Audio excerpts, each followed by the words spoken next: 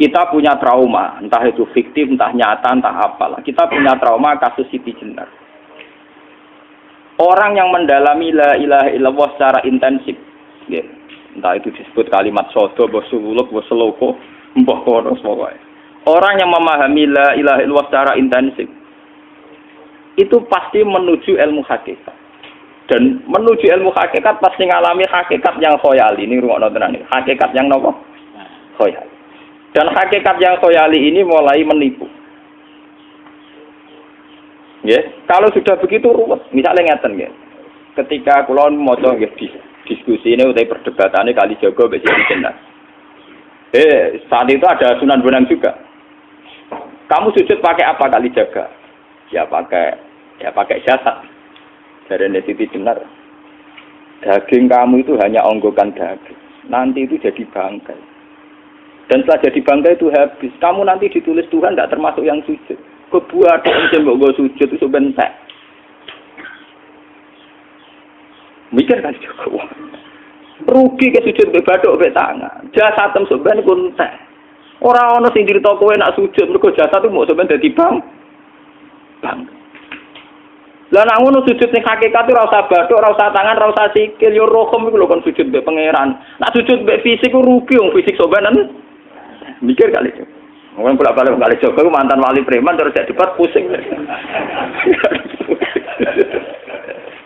Siti Jenar tahu belajar tak tahu menang Irak. Yang jelas yang mulang gak sadar mau orang menangis. Wah, ini menjadi perdebatan. Sehingga keyakinannya kayak Siti Jenar, la ilaha illallah itu ya wahdatul wujud itu, innalillahi wa inna ilaihi. Selama ini kalau orang syariat misalnya, orang syariat itu kalau ada orang mati, misalnya Kak Ruhin mati, ini aku kan muni innalillahi wa inna ilaihi raji'un, saiki Ruhin wis mati. Mati itu balik ning penge. Itu cara wong hakikat kan salah besar. Orang mati itu tidak ada, cara ilmu hakikat dan orang mati itu tidak ada. Roh ini tersiksa di alam fisik. Jadi ruh ini tersiksa di alam fisik. Karena ketemu ning jasate ruh. Tersiksa itu. Aku apa mangane kudu kerja piring Jepang tersiksa roh. Asal roti memang tersiksa. Misalnya kiai pemangan adalah kudu pidato 2 jam bareng tersiksa. Roh kenapa? Tersiksa. Mergo roh ora buta mangan, ora buta ngombe, tapi gara-gara melok fisik. Paham ya? Lho ini tenang dia ketawarai ya bener. Lah kula boten. Lho sampean bejo lho guru waras maksudnya nggih. Artinya waras secara akademik karena ada referensi, ada marojek, nggih. Waras secara hakikat. Kula niku mau merasake sampean wis ilmu hakikat. Artinya saya juga ngalami ilmu hakikat. Lan ketika sing aran hikam, wong ora tau mukasafah ora usah jadi ulama. Wis entah sekian detik ulama itu harus pernah mukasafah. Biar merasakan ilmu nopo ada. Tapi ilmu hakikat itu bisa dilogikakan sebelum sampean sampai secara musyahadah. Paling enggak bisa sampai secara logika. Manusia itu mulai Nabi Adam sampai sekarang itu kan punya roh. Dan roh itu tidak makhluk. Ya, roh itu tidak makhluk. Ketika roh itu diletakkan di jasad, dia itu tersiksa. Karena ketika dia ke jasad fisik, itu namanya mengalami keterpisahan dengan yang abadi. Dia ini ning jasad fisik, tersiksa. Karena dia harus di alam yang kasat mata, alam mulki. Tersiksa. Ketika dia tersiksa, melok ruhin, akhirnya dia mangan kangelan, akhirnya lesu mangan. Padahal roh gak butuh mangan, perlu dicatat roh gak butuh. Ya ora butuh gunung kidul barang kan ora butuh rapi. Paham kan? Ya ora butuh putus cinta, ora butuh pegatan, ora butuh macam-macam. Paham? Tapi karena dia nempel jasad sing butuh mangan, butuh rabi, butuh wedoan macam-macam. Akhirnya roh tersiksa. Suatu saat kalau roh ini dalam bahasa manusia mati, ini dalam bahasa manusia mati. Ini hakikatnya roh itu tidak mati, dia kembali ke habitatnya. Ini disebut innalillah. Kita ini dari awal ya dengan Allah. Wa inna ilaihi juga kemudian nanti kita pasti kembali ke Allah. Dan itu diyakini betul oleh orang wahdatul wujud. Jadi kalau roh mati itu ya tidak ada mati. Terus sekarang itu kembali karena sudah lama mengalami keterpisahan mergo melok fisik-fisik dak ono kerja dasinan, ono nggo proposal lan ruwet roh ku melok. Paham itu? Kita di roh ku napa melok ruwet. Lah roh ya tersiksa ngaku ra butuh mangan, ya ra butuh proposal bocah ngalor. Itu tersiksa. Makanya dalam cerita-cerita Jalaluddin Rumi yang otentik di kitab-kitab begitu. Ketika beliau mau meninggal, muridnya itu nangis. Dari Jalaluddin Rumi, kamu jangan nangisi saya ini mau pesta, saya ini mau pesta perkawinan. Kamu tidak merasakan penyesalan saya ini lama menyesal, karena harus hidup bersama kamu. Terus saya ini tersiksa, karena ngalami alam yang rusak, yang fana. Alam yang fana. Harusnya roh saya itu di alam abadi, bukan di sini. Maka jangan tangisi kematian saya. Kematian saya adalah kembalinya roh ke habitatnya. Semenjak itu kematian dianggap malam perkawinan karena roh kembali. Walhasil ngono iku cara ilmu tasawuf bahasa Arab jenenge wahdatul wujud, kena Jawa Yogya Solo keadaan iku jenenge manunggaling kawula. Mergo sing rawan ngono rugen lho, Pak. Nek tak terangno detail. Dadi bathuk mesti iki buku sujud kan niku sampeyan ilang. Dadi seksine ora ono cara teorine sinten Siti. Rugi kowe.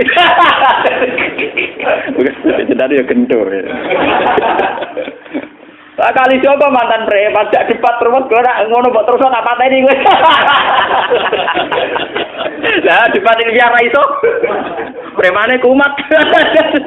Ya sam preman jak debat ilmi. Ngono ku model. Kali Joko yo ora salah, dhisik Sayyidina Umar nggih ngoten. Umar sahabat top, lha isih debat atau milih patenane ya Rasulullah. Gak iso dene cek ilmiah. Mantar preman pasar rukat terus dadi sahabat top. Debat yang milih mate. Ada wonten cerita wong Yahudi njaluk keputusan Nabi. Bareng wis diputusno Nabi cek mamang. Ndak tenang keputusane ngono dalam sengketa duniawi. Bariku takok ya Ali.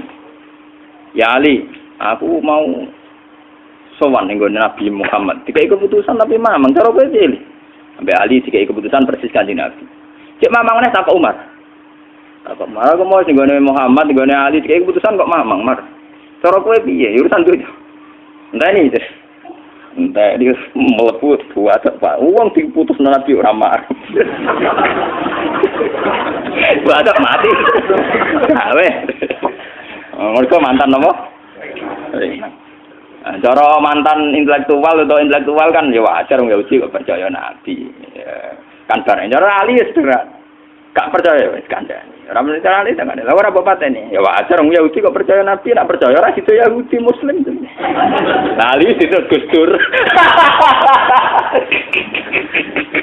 Lah Gusdur ra beda piye tenang. Ali nyen ngoten watake ngoten. Nasibe padha.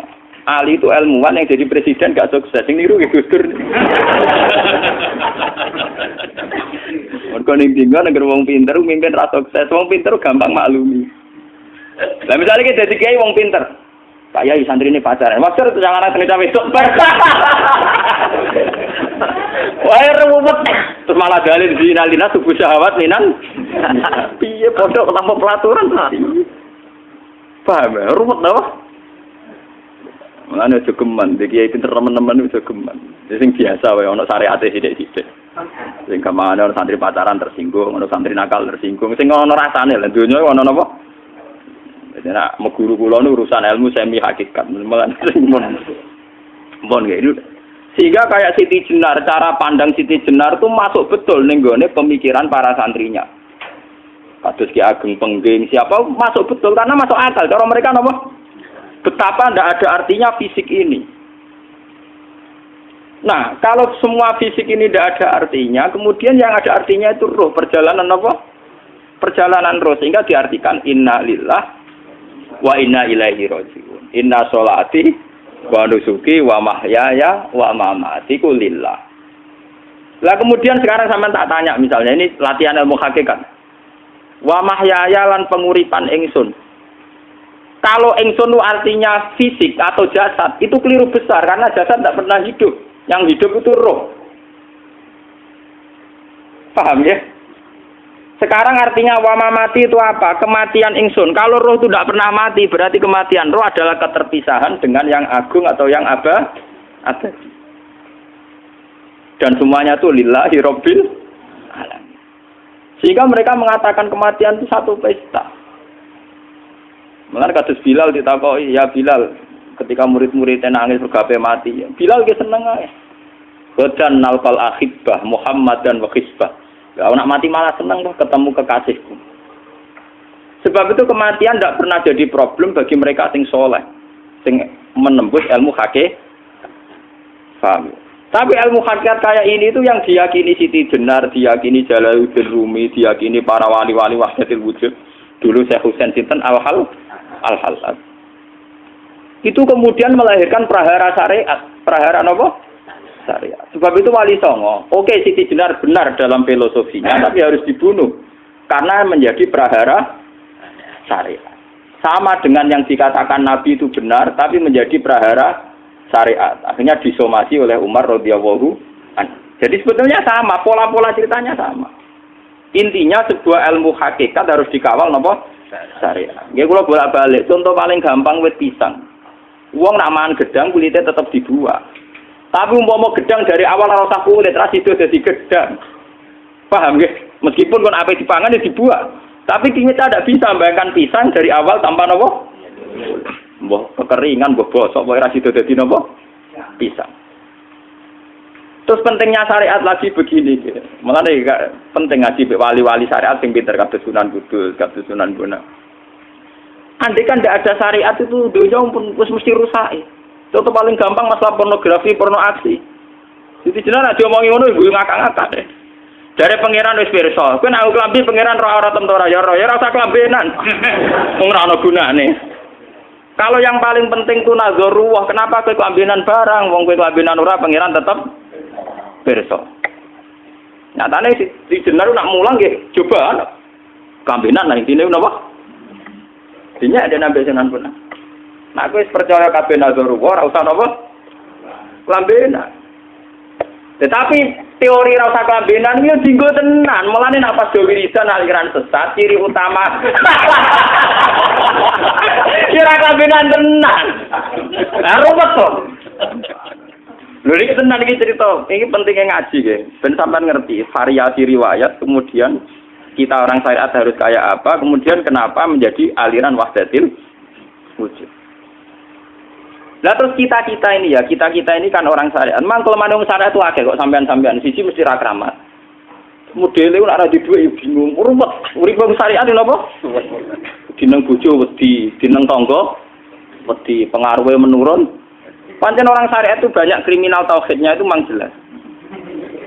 Malah kiai-kiai peken nak ketemu kiai-kiai sing setengah jadah pasti mergo iso nebak atine. Ndekne meriang langsung. Sing kiai ora tau salat keramat padahal ngambungan wong. Sing dina salat pas waktu kok ora tau keramat. Wong ape buah utang tanggane keramat apane? Sing kono ngawur-ngawur sowan pirang. Meriang mulai wong syariat ngadepi wong hakikat napa? Mulane jogeman ge dadi wong syariat sing ngene iku bahaya. Nak kula mboten ngarah. Sampai dadi wong syariat sing ora keramat. Bahaya sekali itu bagi perjalanan agak. Kalau sering ketemu kiai-kiai yang terkenal keramat di juaduk tiang-tiang hakikat. Ditantang kocok-kocok kalau wani, nah tantang aku tetap rawani kok. Mikir deh. Karena orang yang sama-sama ke jalur hakikat tetap punya alamat, tetap wonten simahum fi wujhi min asaris sujud. Cara pandangnya mesti sama.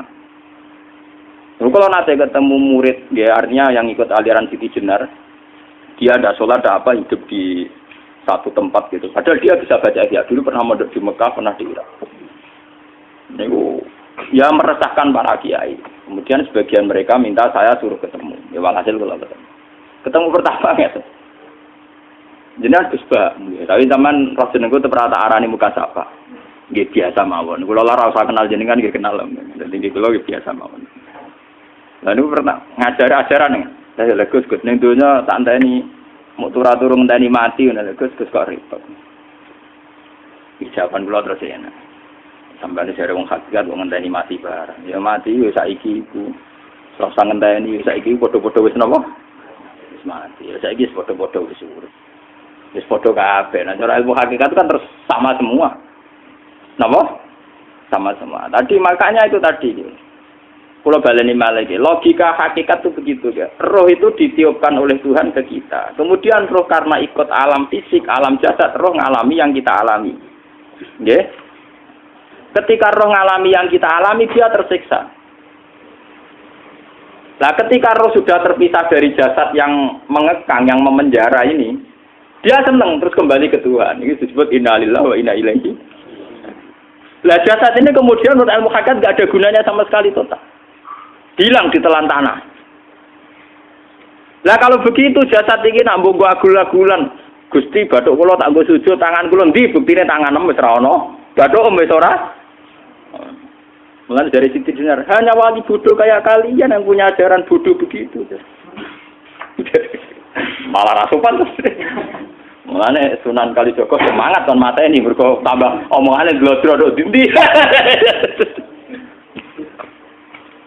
Tapi yang enggak disadari Siti Jenar yaitu tadi. Inti dari ilmu hakikat itu kan tunduk sama kersane Tuhan. Kalau sudah tunduk pada kersane Tuhan, kalau kersane Tuhan roh kita harus di jasad. Dan wujud jasad kita ini juga karena kehendak Tuhan. Kenapa yang wujudnya jasad yang karena kehendak Tuhan engkau ingkari? Sementara wujudnya roh tidak kamu ingkari. Toh wujudnya jasad ya bi iradatillah wa bi masyiatillah. Wujudnya roh ya bi wujudit bi masyiatillah wa ira. Harusnya fungsi jasad juga harus kamu akui toh Siti Jenar. Wong sekarang kita punya jasad ya bukan karena kita, karena kehendak Allah. Kenapa kamu ingkari? Berarti kamu mengingkari kehendak meneng Siti Jenar.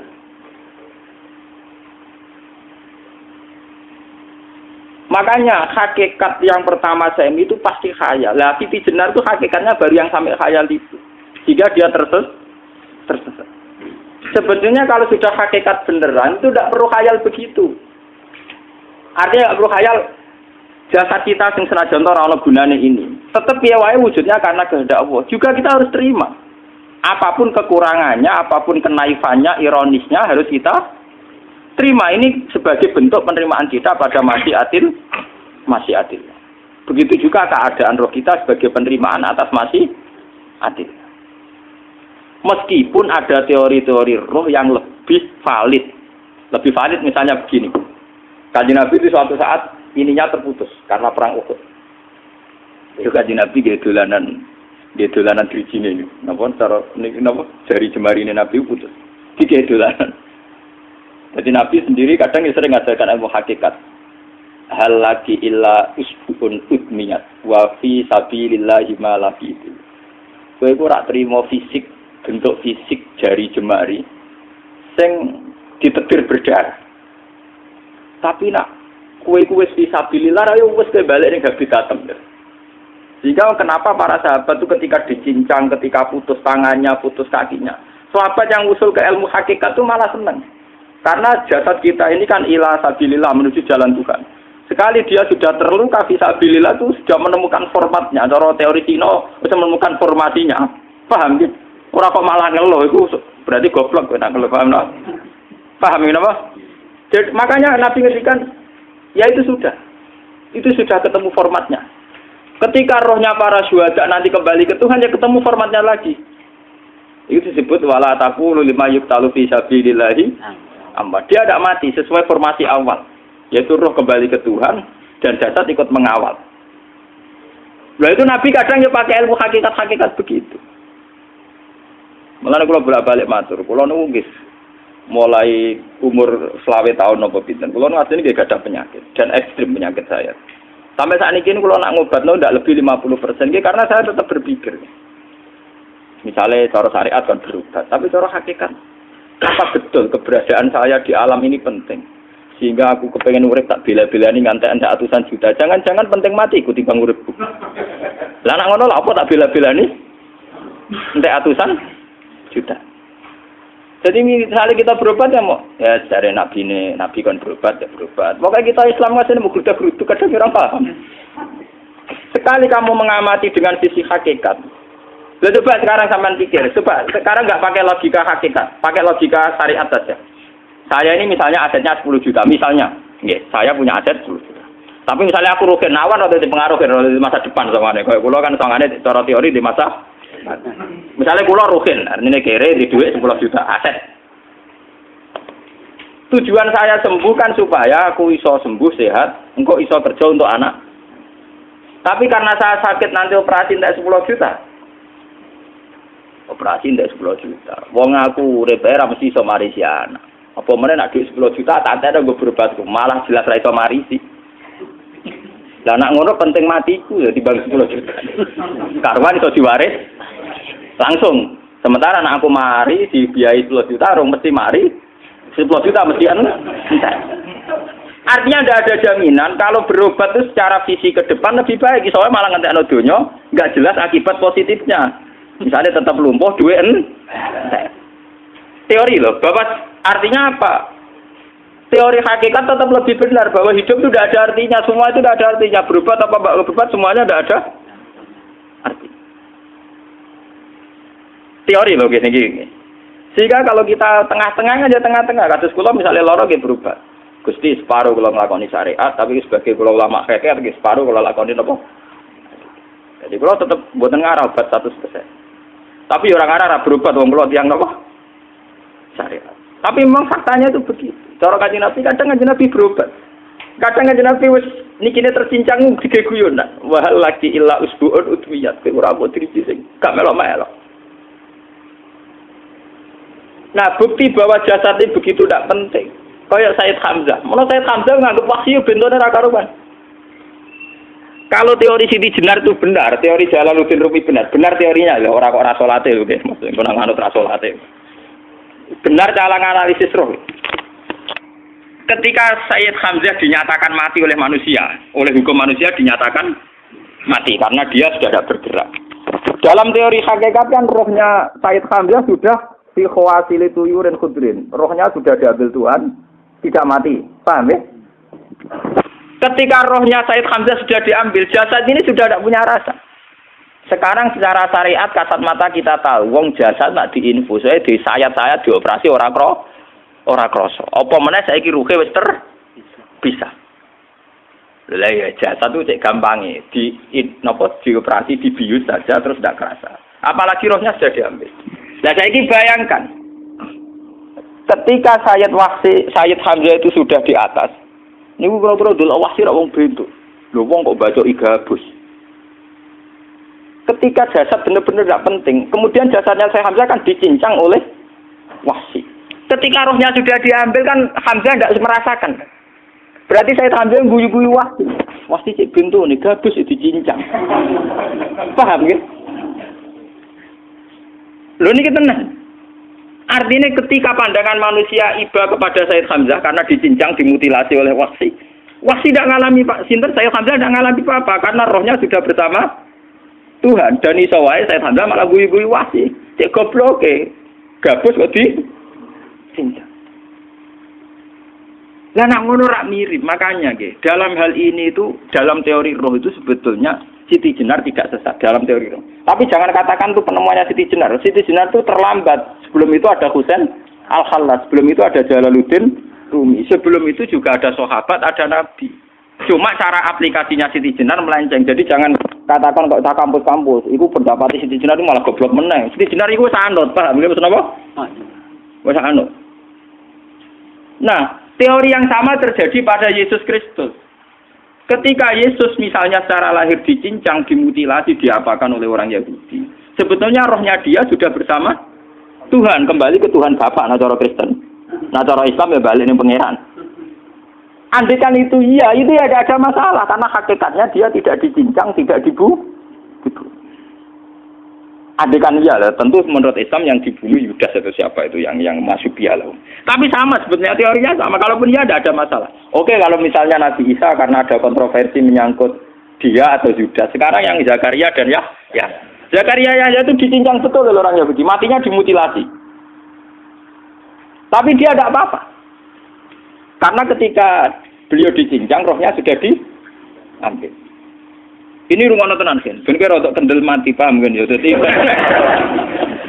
maksudnya ini kalau ajari, nak mati itu tidak problem. Ini kalau urip betul. Nah ini bersamaan paham ya. Kaitan la ilaha illallah ini nanti semuanya sama kaitan sama apa? La ilaha illallah. Ini nanti ujungnya sama dengan la ilaha illallah. Begitu juga seterusnya. Misalnya Yahya kalian sinten? Zakaria. Ketika Tuhan ditanya, jadi tenggene alam malakut pangeran ditakok, ya Allah, Yahya dan Zakaria itu kan hamba pilihan engkau. Ketika dicincang kok jenengan biarkan. Endi Yahya Zakaria dicincang? Aku iku ora goblok dari pangeran.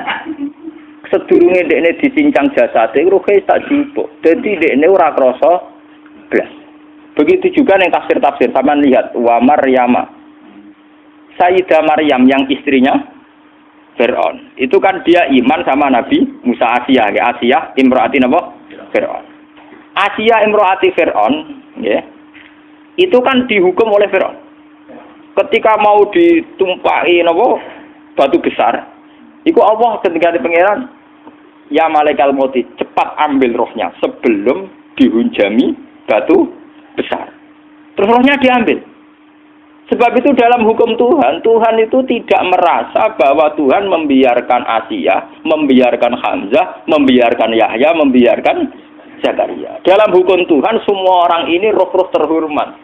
Akhirnya nak anggo teori iki sing nyincang malah goblok, wong gabus goblok cincang ngono. Dadi nak anggo teori iki malah berbalik, sing goblok sing nyincang. Paham?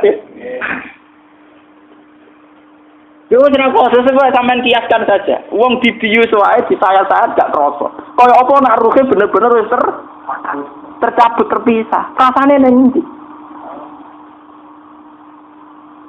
Iku sing disebut wala taqulu limayuk talu fi sabilillah napa? Lah kemudian roh ini kemana?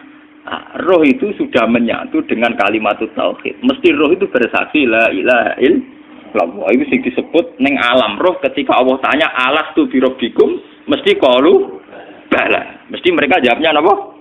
Bala. Karena alam roh tentu lebih mudah bersaksi akan keberhadiran dan keeksistensi Tuhan Allah Subhanahu wa taala. Paham ya niki sampean penting. Nah, ketika kalimat tauhid sudah menyatu kayak begini, itu mesti kalimat tauhid sing mesti langsung untuk swarga. Itu dimaksud Nabi mustaiqinan biha qalbu mukhlishon biha qalbu. Ati itu qalbu kan nggak bisa kamu artikan jantung atau liver kayak teori modern sekarang. Misalnya qalbun itu apa? Jadi kiai qalbun itu jantung. Nak ngono beda mek liver. Lah nek liver apa kabidun niku akal-akalan aja padha ora paham. Bahasa kolbun, fikrun, aklun itu sesuatu yang misteri. Roh ini kemudian dengan kalimat tauhid sudah menyatu disebut mukhlishon biha kolbu. Ada tingkat kemurnian hubungan roh dengan kalimat tauhid. Lah kalau begitu pasti dakhalal jannah. Karena tidak mungkin kalimat tauhid kok di neraka. Lah ini ngomong masalah-masalah hakikat. Wong sing gak tahu petualangan hakikat, momene sing sering bingung bakas duit, bayar kredit, utang jatuh tempo, ora usah melok mikir, utek wis entek go mikir duit.